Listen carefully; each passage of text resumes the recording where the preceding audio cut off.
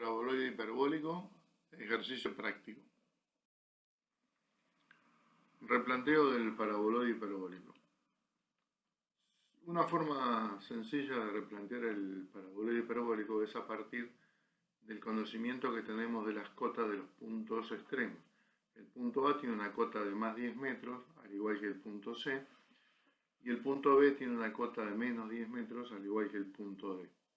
Si tomamos un segmento, por ejemplo, el que va de C a D, las cotas varían de más 10 metros a menos 10 metros, o sea que tienen un desnivel de 20 metros. Ese desnivel lo dividimos en 10 partes y cada parte tendrá entonces un desnivel de 2 metros. De 10 pasa a 8, a 6, a 4, a 2, 0, menos 2, menos 4, menos 6, menos 8, menos 10. Hemos logrado darle cota a cada uno de los puntos intermedios que hemos separado, que habíamos dividido. Lo mismo ocurre con un segmento que va, por ejemplo, del punto C al punto B. El punto C tiene más 10 metros, el punto B tiene menos 10 metros. Lo dividimos en 10 partes y cada segmento tendrá un desnivel de 2 metros. De 10 pasa a 8, a 6, a 4, a 2, a 0 y así sucesivamente. Lo mismo ocurre con los segmentos restantes externos. Tenemos los niveles de los puntos intermedios. Ahora para una recta, por ejemplo, que va de los puntos intermedios, por ejemplo, del más 8 a menos 8, vamos a tener un desnivel de 16 metros. Bien, hemos dividido en 10 partes, así que la diferencia de nivel entre un punto y el otro es 1,60. Entonces de 8 resto 1,60 me queda 6,40, resto 1,60 me queda 4,80, resto 1,60 me queda 3,20, resto 1,60 me queda 1,60 y 0. Y acá negativos, menos 1,60, menos 3,20, menos 4,80, menos 6,40 y llego a menos 8. O sea que les hemos dado las cotas a los puntos intermedios para esta recta. Lo mismo ocurre en el otro sentido. Por ejemplo, esta recta va de más 8 a menos 8. O sea que los 16 metros los vuelvo a dividir por 10, diferencia de cotas 1,60 y bueno, voy dándole las cotas a cada uno de los puntos. Hago exactamente lo mismo en los dos sentidos. Este va de 6 a menos 6, el desnivel son 12 metros. Este va de 4 a menos 4, el desnivel es 8, o sea que la diferencia son 0,80. Este va de 2 a menos 2, la diferencia es 4, o sea que van de 0,40 la diferencia de cota, y así sucesivamente en los dos sentidos y en todas las rectas dibujadas aquí. Ahí logramos tener un plano con todos los puntos intermedios acotados.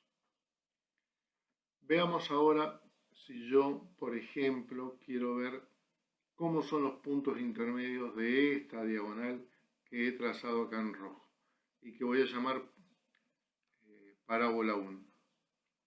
Fíjense que la parábola 1 va del punto A, que tiene una cota de 10 metros, este punto intermedio que tiene 6,40, este punto intermedio que tiene 3,60, 1,60, 0,40, 0, y en este sentido valores de, nuevamente, 0,40, 1,60, 3,60, 6,40 y 10. Así que son todos valores positivos. Entonces es una parábola que tiene las ramas hacia arriba. A diferencia, si trazo una diagonal que va de menos 10 a menos 10, pasando por 0, los puntos intermedios de esta diagonal es menos 10, menos 6,40, menos 3,60, menos 1,60, menos 0,40, y en este sentido lo mismo, menos 0,40, menos 1,60, menos 3,60, menos 6,40 y 10. O sea que es una parábola con las ramas hacia abajo. Una intermedia, por ejemplo, esta que va, la parábola 3, va del punto 4, pasa por 0 y termina en el punto 4. Los puntos intermedios tendré que calcularlos porque no los tengo acá definidos. Esta es una cota que está ubicada entre 1,60 y 3,20 de valores positivos. Esta es una cota que está ubicada entre 1,20 y 2,40 de valores positivos. Este punto es una cota que está ubicada entre 0,80 y 1,20 de valores positivos, y así sucesivamente, pero todos los puntos son positivos. O sea que es una parábola con ramas hacia arriba que va de 4, pasa por 0 y termina en 4.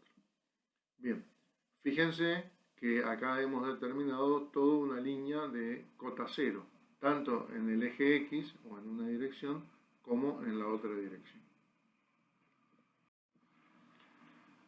Acá tenemos dibujado entonces la parábola 1. La parábola 1, que era la parábola que iba de este punto a este punto, iba de la cota 10, pasaba por 0 y terminaba en la cota 10. Entonces, en esta representación de valores de z que voy a marcar la altura sobre este eje, si esta es la altura 10, el punto A está graficado en este valor. La parábola pasa por 0 y termina en 10. En cambio, la parábola que habíamos trazado de menos 10 a 0 y a menos 10, tengo que dibujarla en un valor de menos 10, 0 y menos 10. Esta es la parábola negativa.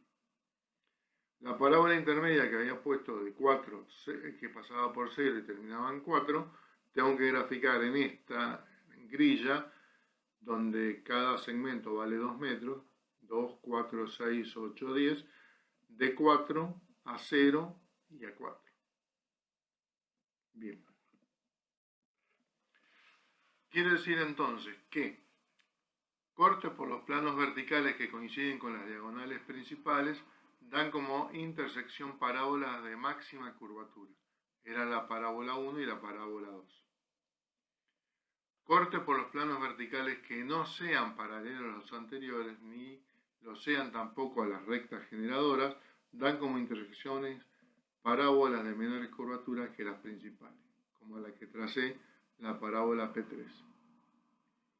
Cortes por planos verticales paralelos a las direcciones de las rectas generadoras dan recta como intersecciones. Yo le mostré la recta de nivel 0, pero bueno, cada una de estas intersecciones darían rectas. Curvas de nivel. A partir del plano acotado que he calculado y que he definido, yo podría trazar las curvas de nivel. Por ejemplo, veamos el primer nivel, el nivel más 8. Acá tengo un punto definido como 8, más 8, y acá tengo un punto definido como 8. O sea que la curva de nivel pasa por estos dos puntos. Los puntos intermedios los voy a tener que acotar en función de que este punto, por ejemplo, vale 10 y este punto vale 6,4. O sea que trazando acá una recta y haciendo proporcional la diferencia entre 10 y 6,4, voy a encontrar el punto que tenga nivel 8. Y eso me permitiría trazar la curva de nivel más 8. Para la curva, por ejemplo, de nivel más 6, este punto vale 6, este punto vale 6, este punto vale 6,4 y este punto vale 3,6. O sea que el punto de nivel 6 va a estar entre este punto 6,4 y este punto 3,6. Por supuesto, proporcionalmente más cerca del punto 6,4. Eso me permitiría calcular un punto intermedio. O bien lo puedo hacer entre este punto 6,4 y este punto 4,8. Hallo la proporcionalidad para encontrar el punto que tiene cota 6 y eso me permitiría trazar la curva de nivel más 6. Así hago en cada uno de las curvas que tengo que trazar. La curva 4 la puedo hallar con un punto intermedio entre 4,8 y 3,2, 4,8 y 3,6, y aquí tendría los valores para trazar la curva de nivel 4. La curva de nivel 2, la curva de nivel, este es el nivel 1, y lo mismo ocurre para los valores negativos. Siempre encontrando los puntos intermedios proporcionales entre los puntos de cota conocidos. Para determinar la ecuación de la superficie analizamos un cuarto del paraboloide. O sea que tenemos el eje X, el eje Y, las distancias que medimos acá, esto sería una distancia variable, por ejemplo Y, y esta sería una distancia variable X. La mitad del paraboloide, la mitad del lado A sería A minúscula y la mitad del lado B sería B minúscula. Y la altura que tendríamos en el punto C sería H, que en el ejemplo anterior de cotas habíamos definido como 10 metros. Bien, por simple relación geométrica se tiene que C sobre H, que C sobre H es proporcional o es igual a I sobre B. O lo que es lo mismo decir H sobre B es igual a C sobre I. Y en el otro sentido, Z sobre X es igual a C sobre A. Entonces, de las dos ecuaciones, despejamos C de este punto, pasando H multiplicando, me queda H por I sobre B, es igual a C, lo reemplazo acá y me queda que Z es igual a X paso multiplicando, H por X por Y sobre A por B. Llamando una constante K a los valores de H sobre A y B, fíjense que estos son valores constantes una vez que he definido la geometría del paraboloide hiperbólico. A ese valor constante K se llama alabeo de la superficie. Entonces me quedan las profundidades Z, las alturas Z en cada uno de los puntos, en función de la constante de alabeo y en función de las variables X y Y donde yo me ubique. Entonces puedo replantear cualquier punto Z para un paraboloide definido por la altura H, por la distancia A y por la distancia B, para cualquier punto que yo me ubique entre X e Y. Por ejemplo, si A vale 10 metros, o sea que el paraboloide mide 20 por 20, el semilado sería A igual a 10 y B igual a 10. H habíamos definido en 10 metros. Entonces la constante de alabeo es 0,1. Bien, para una coordenada de 8 en X y una coordenada de 6 metros en Y, hacemos Z por la constante de alabeo por 8 por 6 y me queda 480. La altura Z para ese punto de coordenadas 6 en Y y 8 en X es 480. Para por el punto X igual a 6 y igual a 2, reemplazando me queda 1,20. Y así los distintos valores que se pueden corroborar con el plano acotado que habíamos calculado. Vemos los esfuerzos en el paraboloide hiperbólico. Consideramos las diagonales principales y los arcos parabólicos que se formaban con las ramas hacia arriba y con las ramas hacia abajo, las reacciones de las fajas parabólicas contra los bordes. Esas reacciones serán en algún caso de tracción, como sería en este caso, acá está traccionando, y serían de compresión, aquí como un arco que está comprimiendo. Esas reacciones en un sentido y en otro sentido dan como resultante un esfuerzo S. Si yo compongo esta reacción de compresión y esta reacción de tracción, la componente en la dirección del borde será el valor S. Es una carga de compresión en este caso porque el apoyo está en este punto y todo el paraboloide viene a apoyarse en los bordes rectos hacia el punto de apoyo.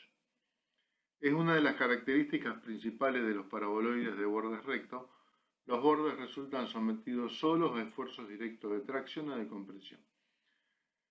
Si el paraboloide estuviese apoyado en este punto y estuviese apoyado en este punto, los esfuerzos S serían de tracción. Pero como en el ejemplo que estamos analizando, los puntos de apoyo son los puntos inferiores, toda la fuerza viene comprimiendo el borde. En los casos de paraboloides equiláteros donde el ángulo de intersección es 90 grados, estos arcos forman un ángulo de 45 grados con las generatrices rectas. La carga Q en kilos por metro cuadrado se distribuye por mitades entre las parábolas traccionadas y parábolas comprimidas. Si el alveo de la superficie es pequeño, relación entre flecha y luz de la parábola principal menor o igual a 15, la carga del peso propio de la cáscara, cuyo espesor consideramos constante, se puede suponer uniformemente repartida en su proyección horizontal. O sea que vamos a considerar una carga constante, Q, y vamos a resolver los esfuerzos en el arco. El esfuerzo vertical no es otra cosa que la carga por la luz dividido 2, y el esfuerzo horizontal, vamos a ver los esfuerzos horizontales en arco, cuánto vale. El esfuerzo horizontal en el arco vale H igual a la carga por la luz al cuadrado sobre 8 veces la flecha. Q por L cuadrado sobre 8 veces F. Bien, la luz L es la longitud de una de las parábolas principales. Si esta distancia es B y esta recta está trazada a 45 grados, este lado también es B. Entonces la longitud sería 2 veces B en un cateto y 2 veces B en el otro cateto. Entonces la diagonal mide una longitud igual a la hipotenusa de la suma de los cuadrados de los catetos. Un cateto mide 2 veces B, eso al cuadrado, más 2 veces B al cuadrado, y hay que aplicarle la raíz cuadrada. Entonces me queda la longitud como 2 veces B por la raíz cuadrada de 2. Acá tenemos la altura H final de esta lámina genérica, y la altura que vamos a considerar, o sea, la flecha esta, va a ser H1. Un lado es B y el otro lado es B. Entonces tomamos el esfuerzo normal en la cáscara. La fuerza es H, empuje horizontal, tanto para las parábolas comprimidas como para las parábolas traccionadas, vale Q, en este caso Q sobre 2 porque la repartimos mitad para cada una de las parábolas. La longitud L era 2 veces B por la raíz cuadrada de 2 elevado al cuadrado sobre 8 veces la flecha. La flecha la consideramos H1. Bien, aplicamos acá el cuadrado y nos queda 4 veces B cuadrado por 2, se simplifica la raíz, sobre 8 veces la flecha. Bueno, acá me queda 4 por 2, 8, se simplifica con este 8, este 2 pasa abajo y me queda Q por B cuadrado sobre 2 veces H1. Aquí tenemos, en el caso nuestro, H1 es a B como H es a A, entonces reemplazamos y nos queda el valor, nos queda Q por B cuadrado por A sobre 2 veces H por B. Así que simplificamos el B, Q por A por B sobre 2 veces A. Y en forma genérica, reemplazando A por X y reemplazando B por Y y reemplazando H por Z, nos queda genéricamente que el esfuerzo de tracción H, igual que en las parábolas comprimidas y en las parábolas traccionadas, Q por X por Y sobre 2 veces Z. Una vez calculado el esfuerzo HC, que es el esfuerzo de compresión, el esfuerzo que es de compresión en las parábolas comprimidas, debemos verificar las tensiones en el hormigón, que no sobrepasen las tensiones admisibles. Entonces, HC, que es el esfuerzo, sobre T, que es el espesor, por 100, porque son esfuerzos por unidad de longitud. Menor o igual a la tensión admisible del hormigón, que para un H21 estamos usando 80 kilos sobre centímetros cuadrados. En las parábolas traccionadas vamos a calcular la armadura en función de la fuerza de tracción. Va a ser esa fuerza debido a la tensión admisible del acero, 2.400 kilos sobre centímetros cuadrados. Esfuerzos internos de corte. Bien, en las esquinas aparecen los esfuerzos puros. Vamos a tener la fuerza de compresión y la fuerza de tracción. Son iguales las dos, así que la componente entre una fuerza y la otra fuerza van a originar esta componente, tratando uno de correr esta mitad del cuadrado hacia arriba y esta mitad del cuadrado hacia abajo, entonces se desarrollan esfuerzos tangenciales. Bien, ¿cuánto vale esta longitud? Bueno, si esto es una unidad y esto es una unidad, esta longitud vale la suma del cuadrado de 1 al cuadrado más 1 al cuadrado, es 2. Raíz cuadrada de 2, esta es la longitud donde se desarrollan las tensiones tangenciales. ¿Cuánto vale la fuerza acá? Vale H de tracción, H de compresión, o sea que en general H porque son iguales, así que la fuerza acá se desarrolla H por raíz cuadrada de 2, o sea, la fuerza por la unidad de superficie, tanto en el sentido horizontal como en el sentido vertical.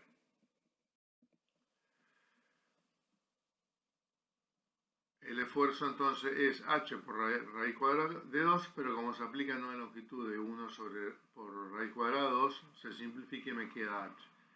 En definitiva, ¿qué queremos decir con esto? Que los esfuerzos tangenciales en esta lámina también valen H.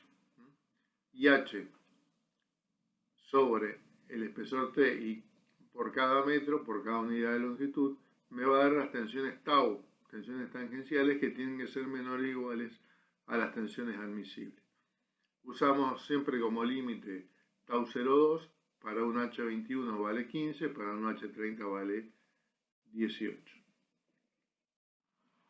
Acá tenemos representadas en planta las parábolas comprimidas, las parábolas traccionadas, 1 metro de ancho. Este es el cuarto que hemos analizado de la lámina. Y acá están las proyecciones de la fuerza según el borde de esta lámina. La fuerza vale H por raíz cuadrada de 2 y la longitud desarrollada es 1 por raíz cuadrada de 2. El máximo valor de las sumatorias de las fuerzas H, esa fuerza que hemos calculado como proyección sobre el borde de la lámina, entonces el máximo valor de la sumatoria de esas fuerzas producirá una compresión en la viga de borde cuyas tensiones no deberán sobrepasar el máximo admitido por el material. Debe tenerse una sección capaz de resistir la fuerza que le transmite la cáscara. Esta sección se denomina viga de borde. Las vigas de borde no soportan, al menos teóricamente, más flexiones que las que provocan su propio peso y actúan como una columna con compresión variable, creciente desde un extremo al otro extremo. Se calcula el elemento de borde trabajando solo la compresión. Estamos hablando siempre de este caso que la vinculación está en el punto de abajo, en el punto inferior, y todo el borde está comprimido. Esto equivale a suponer que las vigas de borde están colgadas de la cáscara.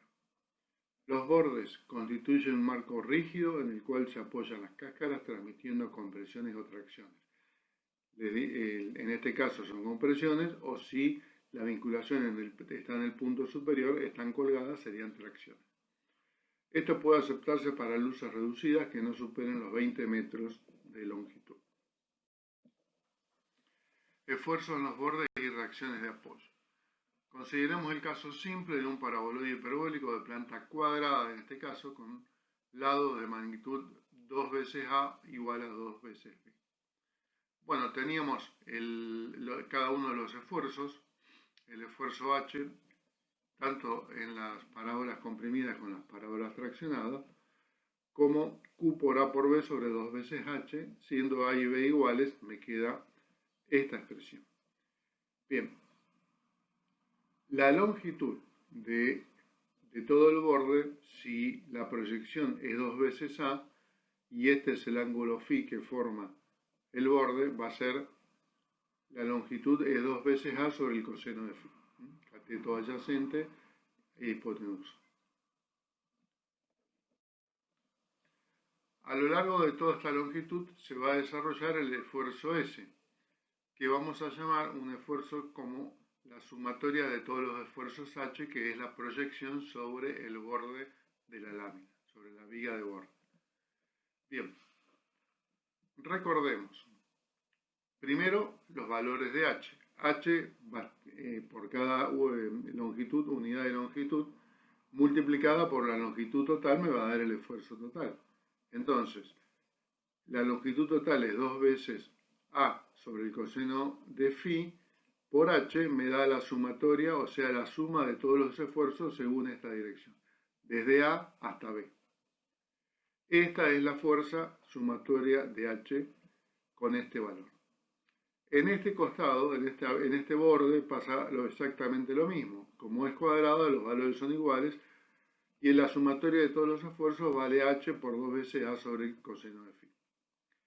Bueno, esta fuerza y esta fuerza vamos a descomponerla en una proyección horizontal. Entonces, este es el ángulo φ. El ángulo φ, se repite acá, es el ángulo φ. Y esta fuerza es la proyección horizontal de la sumatoria de H, que no es otra cosa que H por 2 veces A sobre coseno de φ multiplicado por el coseno de φ, que lo tenemos acá. Lo mismo ocurre con esta proyección horizontal. Va multiplicado este esfuerzo por el coseno de φ. Entonces me queda que esta proyección va a valer H por 2 veces A.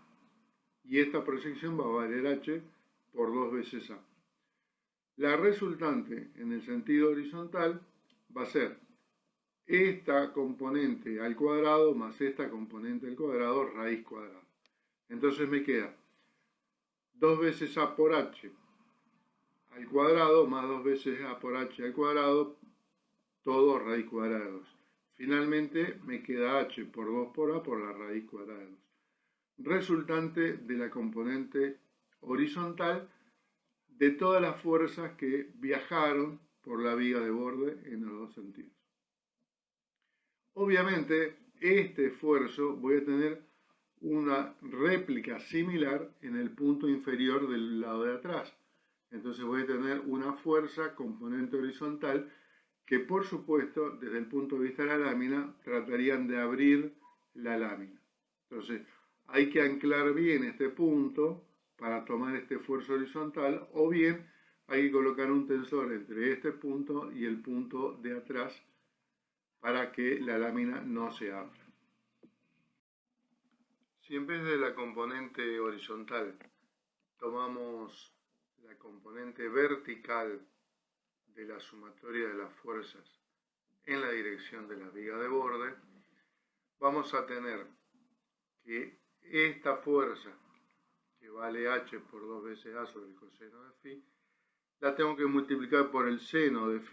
Este es el ángulo, este es el cateto opuesto, esta es la hipotenusa, así que me queda H por 2 veces A sobre el coseno de φ, que es la fuerza, por el seno de φ, que es la proyección. O sea, H por 2 por A por la tangente del ángulo φ. Lo mismo ocurre con esta proyección, que es la proyección de la sumatoria de las fuerzas que viene en la dirección de esta viga de borde. Entonces también acá me queda H por 2 por A por la tangente de φ. La suma de esta componente vertical más esta componente vertical va a ser la reacción vertical en el punto B, que será H por 2 por A por la tangente de φ más H por 2 por A por la tangente de φ. O sea, H por 4 por A por la tangente de φ. Pero la tangente de φ, si este es el ángulo, es el cateto opuesto, que vale 2 veces H, sobre el cateto adyacente, que vale 2 veces A. 2 veces H sobre 2 veces A.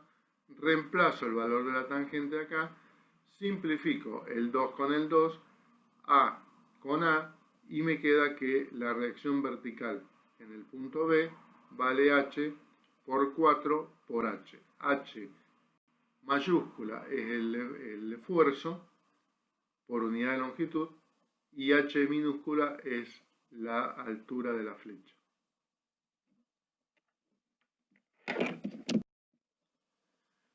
Formas estructurales. Se pueden obtener varias formas estructurales mediante el uso de un solo sector de la superficie alabeada total, o bien por combinaciones de distintos sectores.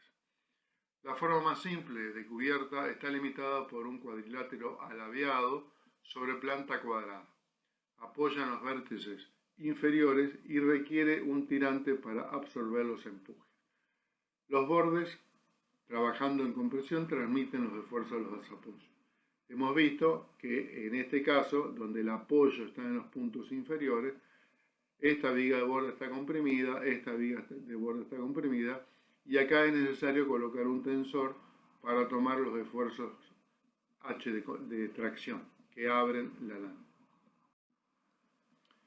Bueno, pueden ser composiciones, cada uno de estos es un paraboloide hiperbólico, una sección de paraboloide hiperbólico, unidos en 4 paños nos quedan esta forma, o estas. Bueno, y hay variadas formas de conformar una estructura. Aquí tenemos valores más complejos. Este ejemplo está ubicado en la ciudad de Santa Fe. Es un poco decorativo en el sentido de que no cubre más que un semicubierto de un pasaje. Otro detalle, tiene el desagüe, esta columna es hueca y tiene el desagüe por este punto. Aquí vemos otro detalle.